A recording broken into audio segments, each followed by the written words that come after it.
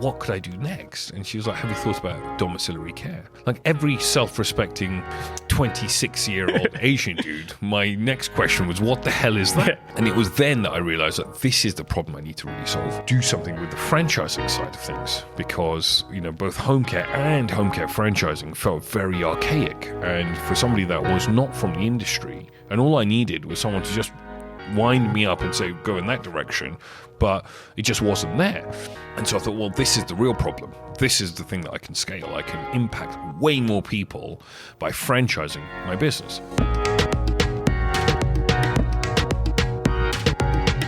Today on the podcast, we have Amrit Dhaliwal, who's the CEO and founder of Wolfinch. They're disrupting the home care franchise industry. Amrit grew up in Southall and had many different ideas when he was a kid that was doing different small businesses, and this continued with him throughout university. He ended up buying a small Italian coffee shop randomly, and then grew that, and then grew an Italian restaurant, and did so many different things.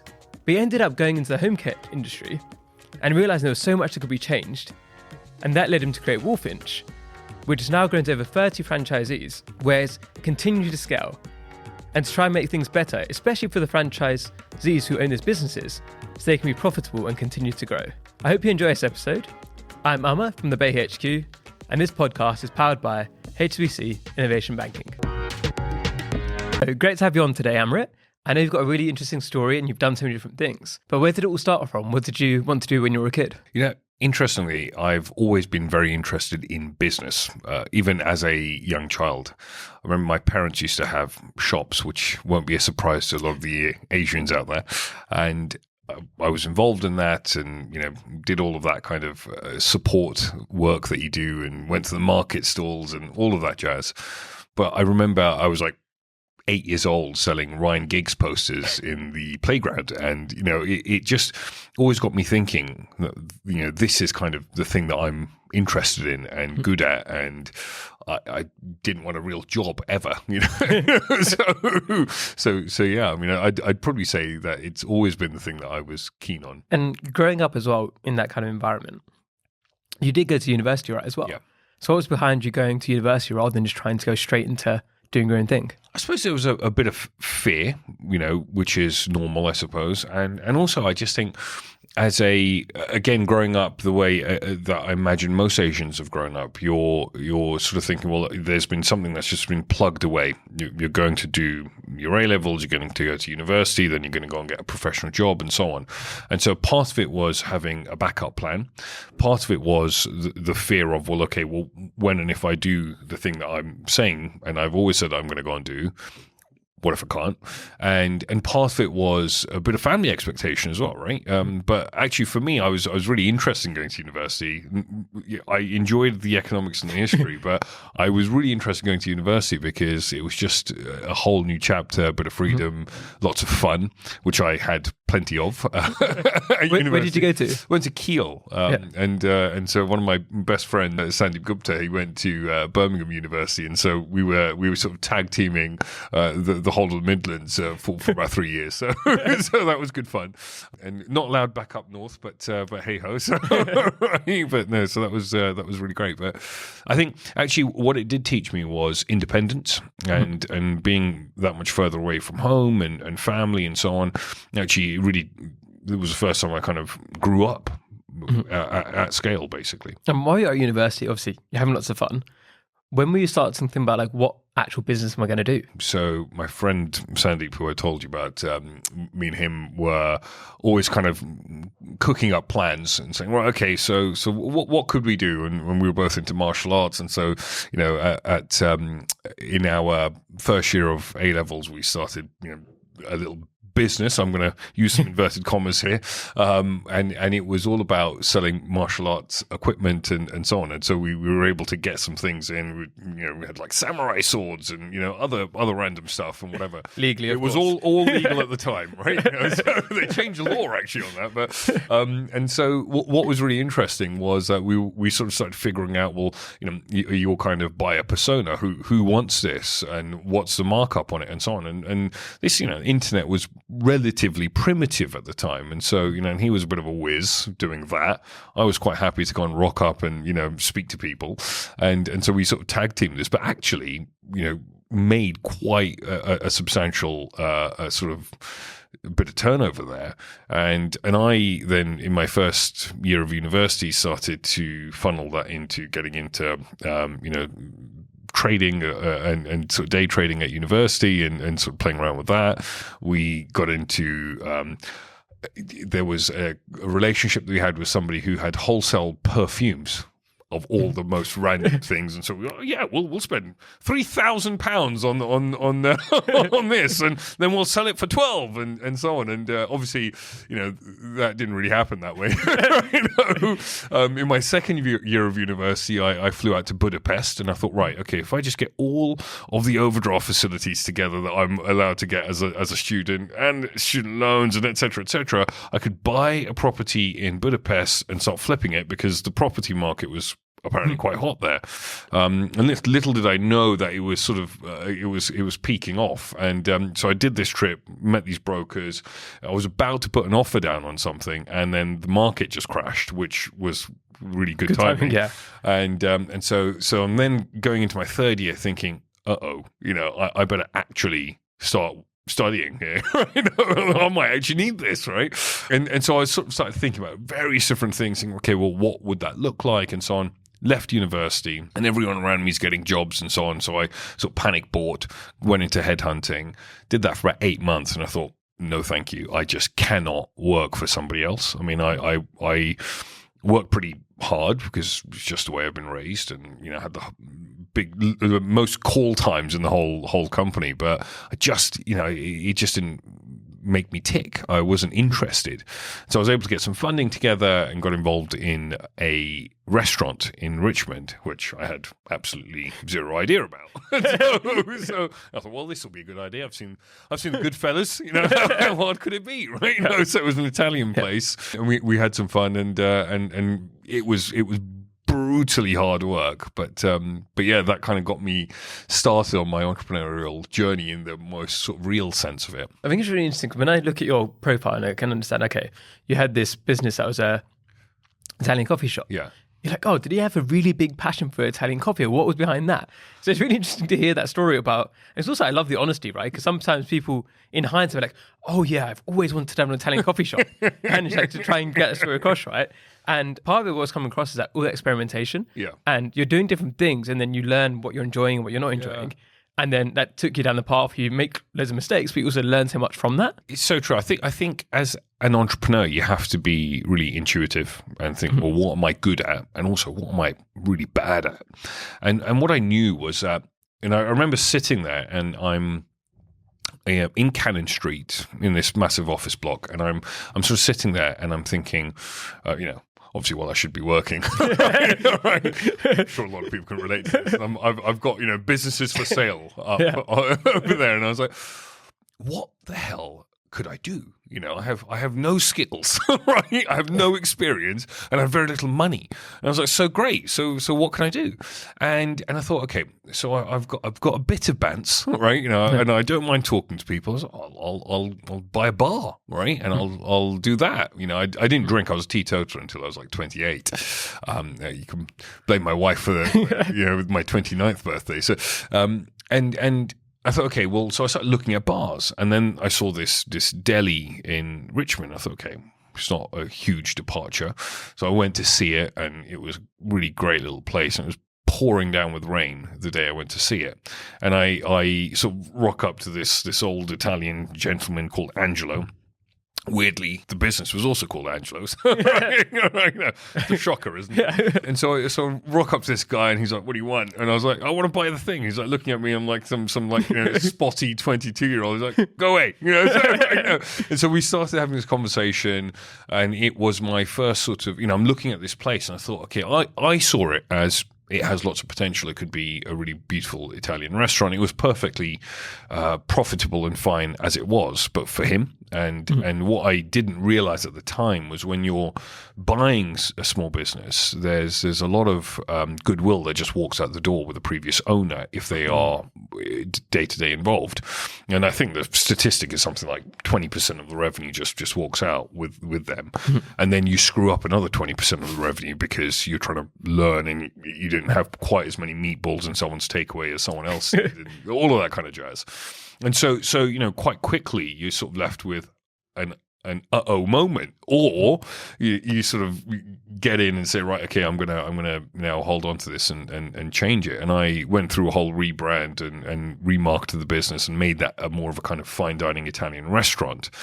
So it was really a very much a journey that I went on there, and I got involved in it in the first place thinking, well, this is the kind of the baseline of what I probably could do, and something that would be profitable enough for me to live off, basically, and springboard off. So how did you learn some of that stuff? Because at this today, like, there's a million things on the internet. You can Google this and Google that and Google this. But when you're doing that, it was a bit earlier on, where there maybe wasn't the same resources available.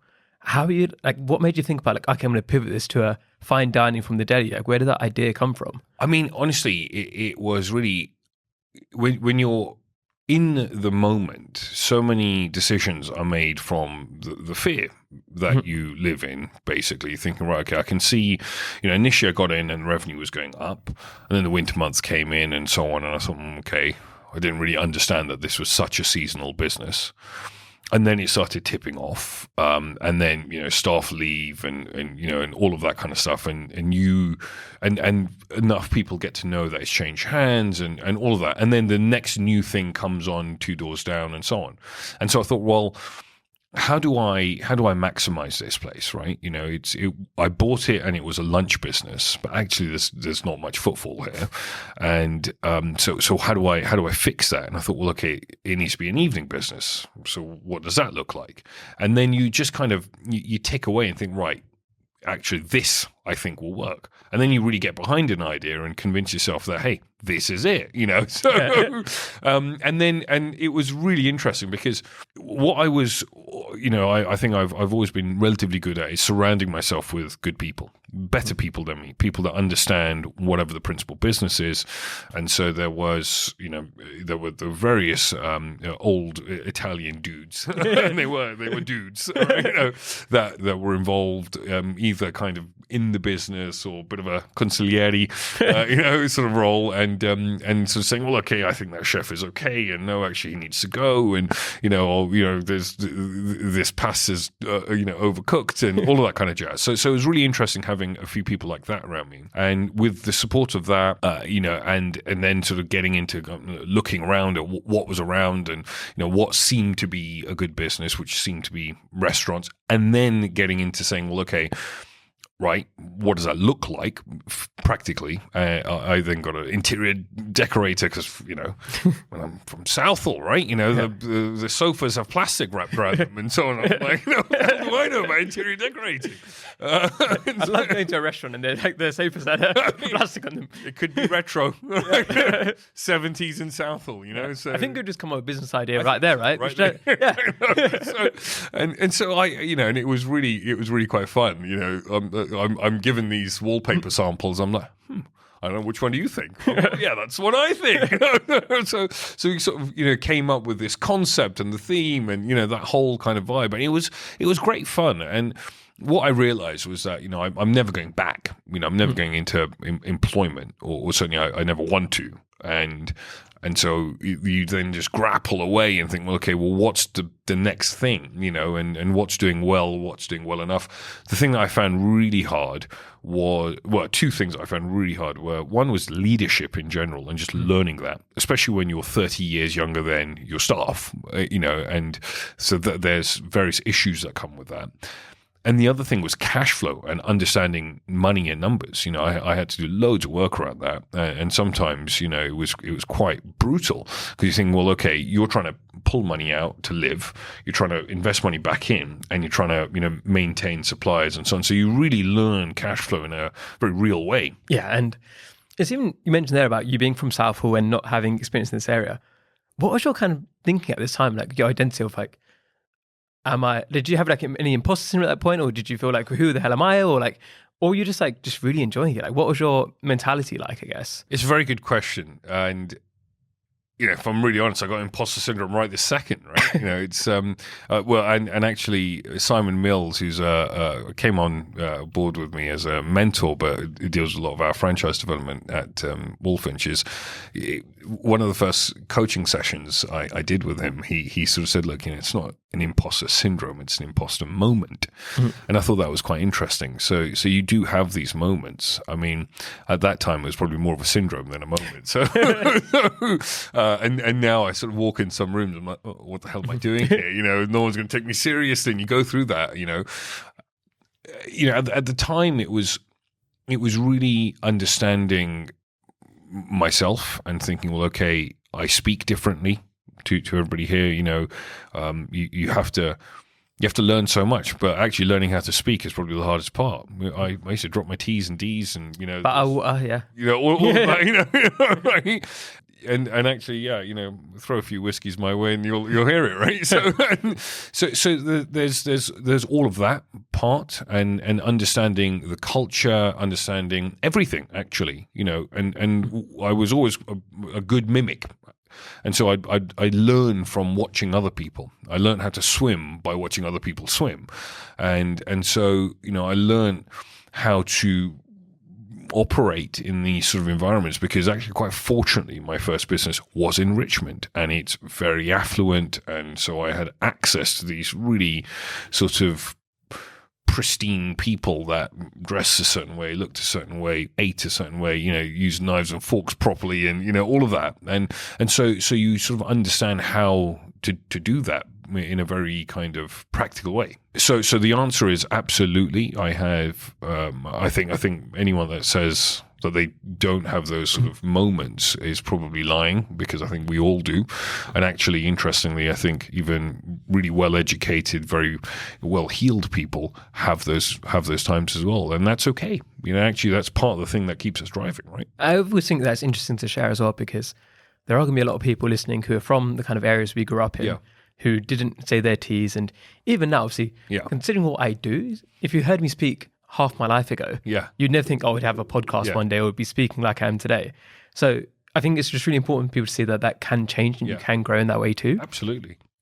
And with that restaurant business, obviously, you then continued to grow it and you did very well. What was that tipping point for you to then be like, okay, what's the next challenge? So I actually had another business in the same area. I went to Bath for a weekend, went to the pump rooms, which were very lovely, but I'm sitting in this beautiful building and I'm given a £30 afternoon tea with a cup of tea, scones and a couple of sandwiches. I'm thinking, I know the margin on this, I can do this. So I went back to Richmond. There was this old fashioned boutique that had closed down, and I revamped it, made it into a tea room, built that up, sold it, won some business awards and all that. But then I'm back in the restaurant and just slogging away. And it was like 90-hour weeks, basically. And I met my now wife, my then girlfriend, who's a dentist, very 9 to 5. And she used to work 4 days a week, and we'd meet on a Monday afternoon because I was basically working the rest of the time. And I'm in my head, I'm thinking, well, actually, I'd really like to get more serious here and propose to her and all of that. Mm-hmm. But actually, my income's like this, my time is gone. How do I do that? And so we were having this cup of coffee in Amersham, in this old really lovely cafe, which I don't know if it's still there seasons, and it's a place that we used to hang out. And I was saying to her, well, what could I do next? And she was like, have you thought about domiciliary care? Like every self-respecting 26-year-old Asian dude, my next question was, what the hell is that? Yeah. So I was going to ask the same question, yeah. And she was like, look, I think you'd be really good at home care. You've kind of got this sort of skill set. You're kind of empathetic enough and all of that. So the next thing I know, I'm basically speaking to all the different franchisors around the country, bought a franchise. And so I'm living in Buckinghamshire. I'm driving an hour to Oxfordshire, where my home care business was, doing a 9 to 5 there, driving 3 hours to Richmond, and working there until midnight, driving an hour back home to Buckinghamshire, and then speaking to my girlfriend for an hour and a half on the phone, kind of keeping those plates spinning, and then waking up early trying to hit the gym. And so I think for about 2 years, I probably slept for about 4 hours a night on average, and then weekends I was fully at the restaurant, because that was the time that we actually made some money, right? So, and I was like, my God, this is brutal. But I ended up then selling the restaurant and then moving full-time into the home care business as that started to grow. But what I realized, this is probably 2012 in September, that I signed my franchise agreement, got my registration in November, started trading January, February of 13. And it was then that I realized that this is the problem I need to really solve. The problem that I need to fix is not really the home care issue, which there are various issues in, and actually, yeah, there's lots of positive transformation that can happen there and disruption that can happen there. Simply moving online and going paperless is a huge piece of work, and actually that's really quite important in the industry. But what I realized was actually it's probably bigger than that. It's probably that I need to do something with the franchising side of things, because both home care and home care franchising felt very archaic. And for somebody that was not from the industry, and all I needed was someone to just wind me up and say, go in that direction, but it just wasn't there. Because historically it'd been government contracts, and it'd been, you're from a care background, carer, registered manager, whatever it is, here you go do the work. And so I thought, well, this is the real problem. This is the thing that I can scale. I can impact way more people by franchising my business. So I got loads of external support, built my business up to about £1 million in revenue in a few years, and then sold it.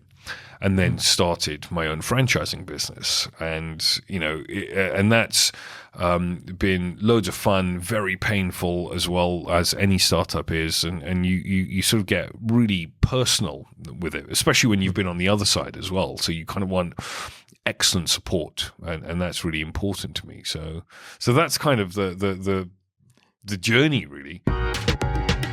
We hope you're enjoying the episode so far.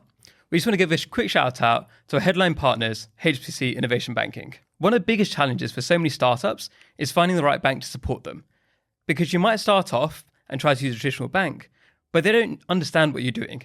You're just talking to an AI assistant, or you're talking to somebody who doesn't really understand what it is you've been trying to do. HSBC have got the team they've built out over years to make sure they understand what you're doing. They've got the deep sector expertise, and they can help connect you with the right people to make your dreams come true. So if you want to learn more, check out hsbcinnovationbanking.com. Yeah, because it's really interesting to see. What I love about your story is that there are all these different points which are so, like, almost sliding door moments, right? Like, if your girlfriend at the time hadn't said, oh, check out this, yeah, would you didn't have a massive passion for it, but what you have is that ability to, okay, I'm going to learn about this, I'm going to go and do that and go from there as well. Because, well, I know this a lot where people who are interested in becoming entrepreneurs or starting a business, but they just don't really know what they want to do about that, like what ideas they take on. And sometimes it's a case of just run with something, learn, and from that you might find another business. So you took over as a franchisee first to learn about it, and then like, actually, from that I now know this. Yeah. And tell us about Wolfinch's, right? So what makes Wolfinch's a different brand to, like, what was your competitive advantage? Like, what makes it something which you're doing separately to how people were doing it before? I think there's quite a lot there, and one of the key things is that it is owned totally by myself, being someone of an immigrant background that really understands that grit and resilience, and really sort of sticks in there, not some American private equity firm and so on. So I think that's one really big kind of differentiator. The other thing is that I've been a former franchisee in the home care space, so I really understand the plight of a franchisee, and I've walked in their shoes. And so everything that we do at Wolfinch is very much about that. It's about the franchisee. So, we're totally paperless with quite sort of, technology. The technological advances within our business are, we've got a big advantage on that to a lot of our competitors. And the reason for that is because we're the new kids, right? So we're looking at things with all of the kind of tech stack that you've got available today and saying, well, in 20 years' time, we don't know what it's going to be like, but we do know it's not going to be filing cabinets and all of that jazz, right? Mm-hmm. And so what we don't have is this big piece of work to do to kind of make everyone go onto some form of technology. We're already there, right? We're starting like that. So COVID, for example, wasn't such a disaster from a management perspective for us because, I'd already sort of decided that we were going to be very, using video calls and Zoom and so on as an additional flavor. Because the way you do franchise support historically is you drive down 5 hours and come and see Amardeep from, and say, great, how's it going? Mm-hmm. Now, it might be useful to you. The first 45 minutes might be super useful to you because this is the thing that you need to know. I've just driven down 5 hours, so I'm going to spend the whole freaking day here, and we're going to look at this, and we're going to look at that, and we're going to really go to town here. It's no use to you, right? You might need that from me in 3 months' time because actually you've got something else that's happened. But today you needed 45 minutes from me for this. I need to know about this gross profit piece over here. Can you just tell me what am I missing here? And so what I'd realized as having been a franchisee, where you think, I've supplied too many hobnobs and cups of tea, is actually what you need as a business owner is you need me to be light touch with it. You need me to be in, out, stealth, right? So sometimes it's going to be a phone call, that's going to be a Zoom call, and so on.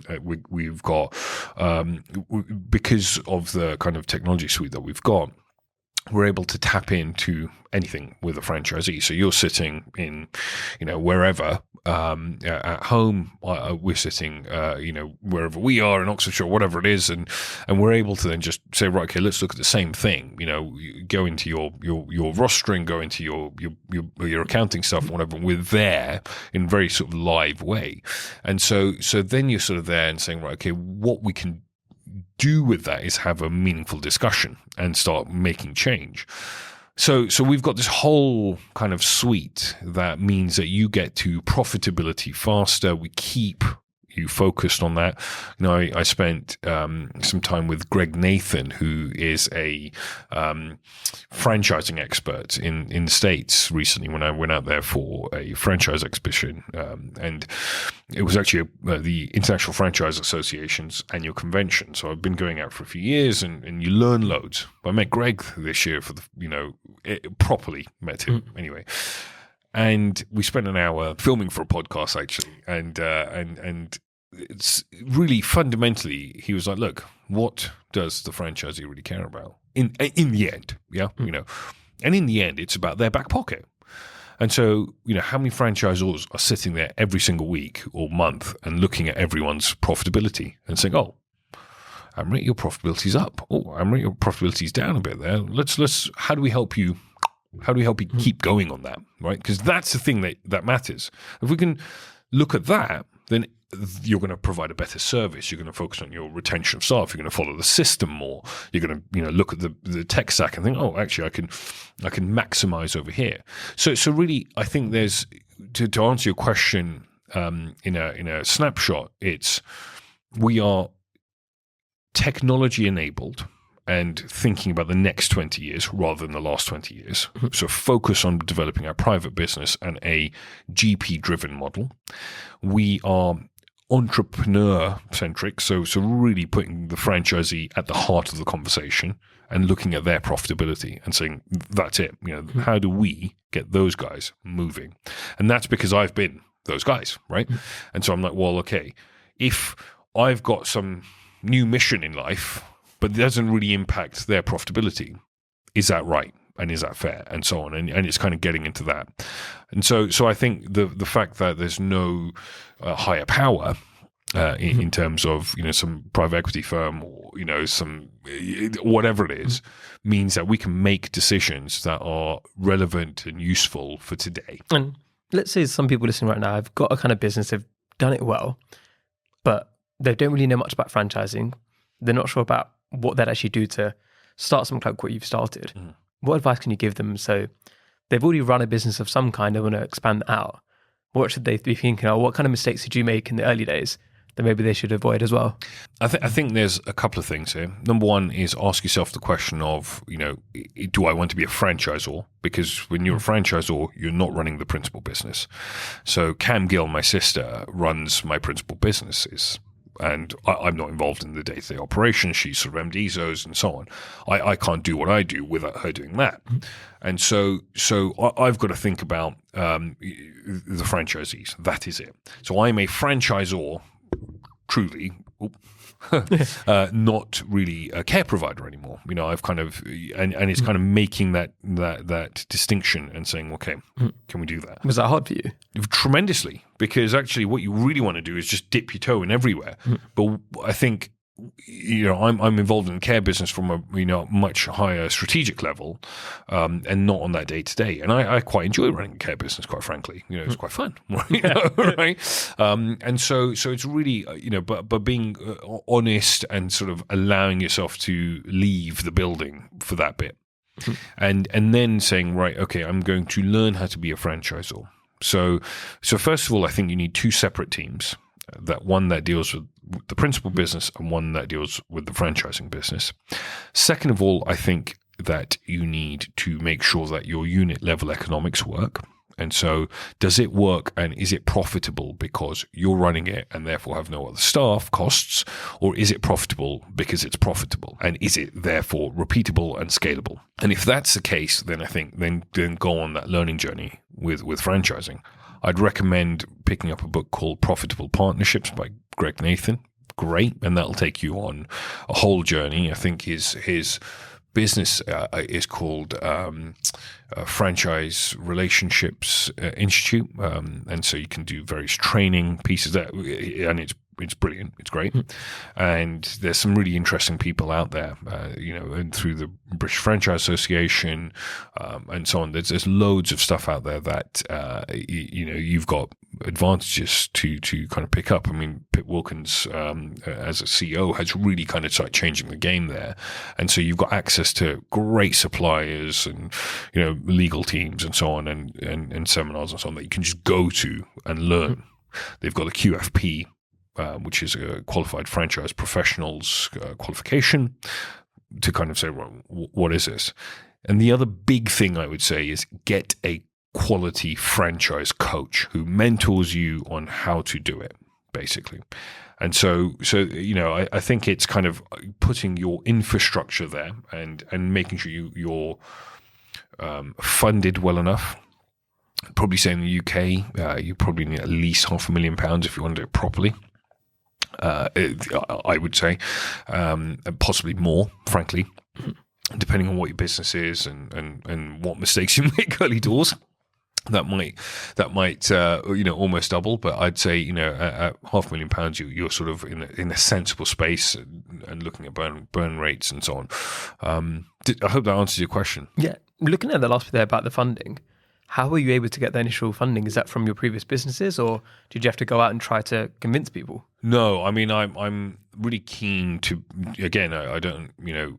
I'm not interested in giving away equity and all that jazz. So the way I funded it was really privately, frankly, and so both from selling my previous care business to running a very profitable care business and putting some cash away, and then as you kind of go on, I mean, we've probably spent north of $700,000 sort of setting up, and that is you kind of go through incarnations and say, right, okay, well, this is working. No, actually, we really want to do that. And I'm quite impatient, and I'm thinking, well, I want to hire. So I've got this really phenomenal management team, but really, we probably shouldn't have those guys for the next 5 years, actually, right? Looking at the size and so on. But I'm like, well, so what? For 5 years, I have to give my franchisees kind of crappy support, and people that don't really quite get it, and really, I'm the only one that can have a meaningful conversation. No, thank you, right? So I'd rather say, let's invest heavily in that now, and then take it from there, And so actually we're able to do that through the funding, through running a profitable business that can then inject it. But then what you find is if you do all of that, it means that you have a healthier business as a franchisor. Your franchisees get to profitability faster and build their businesses bigger. So actually, there's ROI in making those decisions. So you've obviously scaled quite significantly in a short amount of time as well. Could you share with the audience like what are some of your biggest wins so far? I think taking our first franchisee on was a pretty damn big win. I remember when I sold my dom care business, and I said to my wife, "Look, I want to sell this. We're doing super well and going away really regularly, and just buggering off for 6 weeks at a time.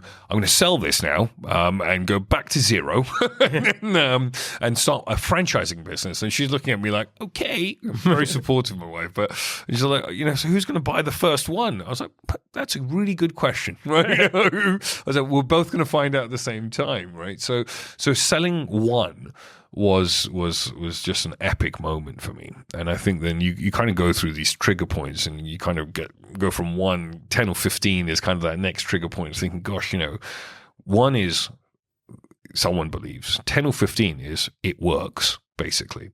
And I suppose, kind of the other pivotal moment for me was probably about 18 months ago when I rejigged my whole team, and I got in proper franchise professionals that were able to support. And that just changed my day-to-day life completely, because actually I've got people that are, better than me in the bits that they're doing, saying, right, okay, what about this? What about that? Should we drive that? And, running projects and so on. I mean, it's a real business at that point, right? And so that was really quite a sort of a moment for me, thinking, well, actually, this is great. This is what I wish I had received as a franchisee. And then looking forwards now, what's the dream? Where are you heading to? Gosh, I mean, that's a big question that you're asking there, bud.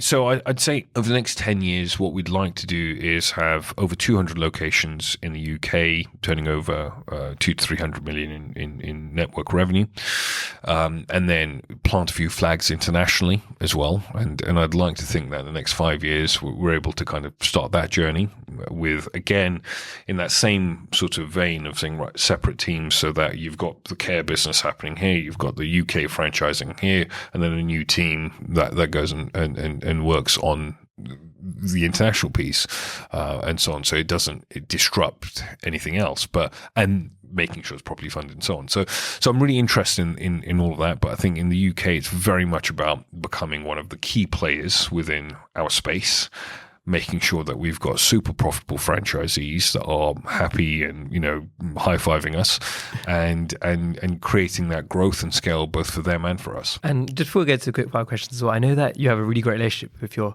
franchisees. And could you share how you've been able to build that relationship with some of them, and what you do to maintain such a good relationship? It's hard work, and you go through sort of ebbs and flows of that, as with any relationship, because as a franchisor, you have to make a decision that is that's going to impact a whole network, not just one person. So maybe it's good for one, or not good for one, but great for everyone else, and so on. So you have to kind of have those really difficult discussions. But the big thing is communication and getting out there. Not sitting in the ivory tower. I hit the road regularly. I'm speaking to franchisees every week. I meet. I sort of KPI myself on how many face-to-face meetings I'm going to do with franchisees. I've probably met almost half of the network this year so far, at just events and going to their offices and so on. And so I'm very proud of that. And it's constantly learning about how to build that better relationship, really getting to know them, get under the hood, what motivates them. I think it's Daniel Pink. Yeah, Daniel Pink wrote a book called Drive, and it's all about motivation. What motivates people and what kind of gets people ticking, right? And I think it's a great read. It's very interesting. So I'm going to have to ask you this now. What gets you ticking? I'm that classic arms wavy entrepreneur. Growth is something I'm really interested in, and figuring out the mechanics of stuff, and figuring out, well, okay, if I do this and that happens, and that really kind of just makes my eyes open, and so I love movement. I'm quite wired as a person, and I just love running forwards, and so I enjoy growth. And it's really you get to a point where in any business where you're kind of earning enough, and the rest of it has got really nothing to do with the earnings, and it's more about the mission, and that mission for growth, that mission for change. And so kind of getting closer to that journey and dream is the thing that gets me ticking. So it's been so great to have you on today. Thank you, and been great to be on. So it's time for the quick fire questions. Okay. So first one is, who are 3 British Asians that you think are doing incredible work and you'd love to shout them out? Great question. Okay, that's a tricky one.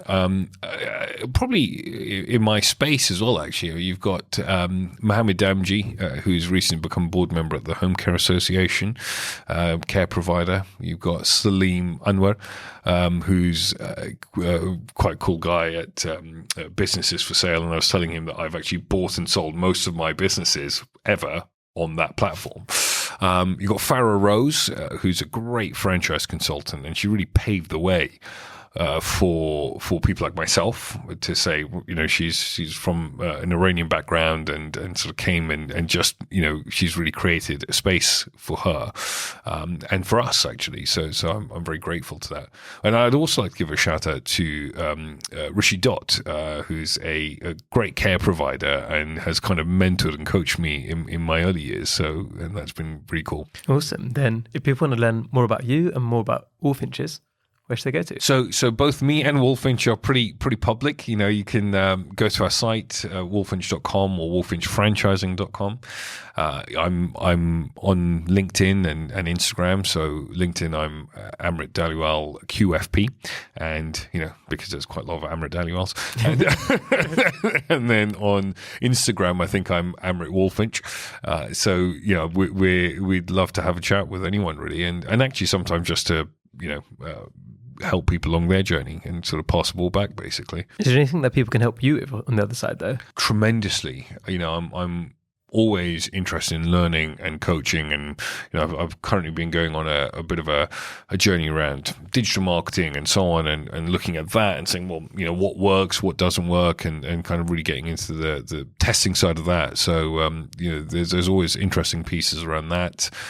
Also around business in general.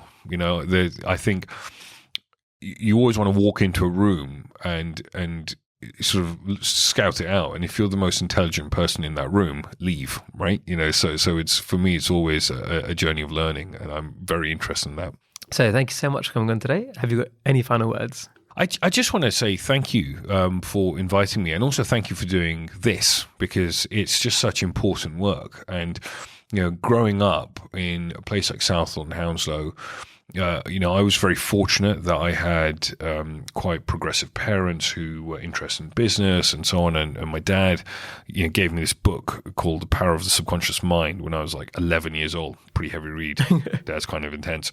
But actually it sort of changed my life. And he was really interested in reading and self-help stuff. And I was really lucky with that. And I kind of look around, and I've done various talks at schools and so on, and I kind of realize that that's not that normal, and there's this glass ceiling that everyone A has, but B a lot of people know about. And I think create your own ceiling, and if you think that you can be the next prime minister, do it. I mean, Rishi Sunak did, and that was one of the happiest days of my life, I've got to say, not because of his politics, but because a Punjabi guy is in, 10 Downing Street. And I said to my daughter, my 4-year-old, I feel like I'm going to well up, and I was like, this is monumental. This means that you can do anything, right? I mean, she's like, yeah, I know, but it's that, and I just think there's no limitation apart from limitation that you put on yourself. You might not be the same as other people, less educated than them, you speak differently, you look differently, doesn't matter. Just keep going, tunnel vision. This is what I want to do. This is the goal. This is where I want to be. Write it down, set it out, keep driving. Thank you for watching. Don't forget to subscribe. See you next time.